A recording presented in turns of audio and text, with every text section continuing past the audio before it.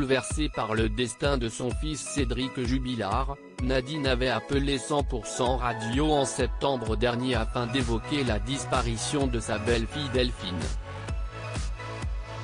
Sous le choc, celle qui s'était dite persuadée de la culpabilité de son fils dans cette affaire avant de finalement se rétracter a adressé une belle déclaration d'amour à son fils incarcéré depuis juin dernier à la prison de Cesse.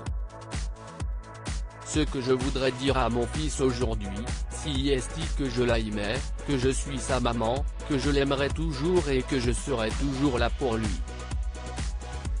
J'espère juste que la vérité va éclater vite.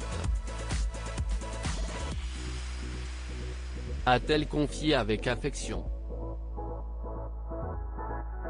En effet, le 16 septembre dernier, Nadine avait appelé l'émission de voyance de 100% Radio et avait révélé ses nombreux doutes quant à l'innocence de son fils. Sûre de l'implication de Cédric, elle avait tenté de connaître les lieux où son fils aurait pu enterrer l'infirmière de 33 ans.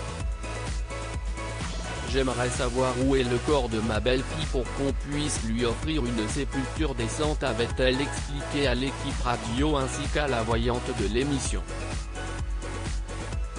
Très proche de ses petits-enfants Louis et Elia, fruit de l'amour entre Cédric et Delphine Jubilard, Nadine les voit régulièrement au domicile de la sœur de l'infirmière chez qui ils ont été placés.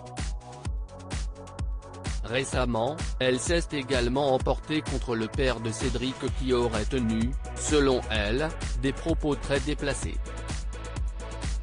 Incarcéré et placé en détention provisoire depuis le 18 juin 2021 pour homicide volontaire sur conjoint à la prison de Cesse près de Toulouse, Cédric Jubilard clame toujours son innocence et nie fermement être impliqué dans la disparition de sa femme Delphine, avec lequel il était en instance de divorce.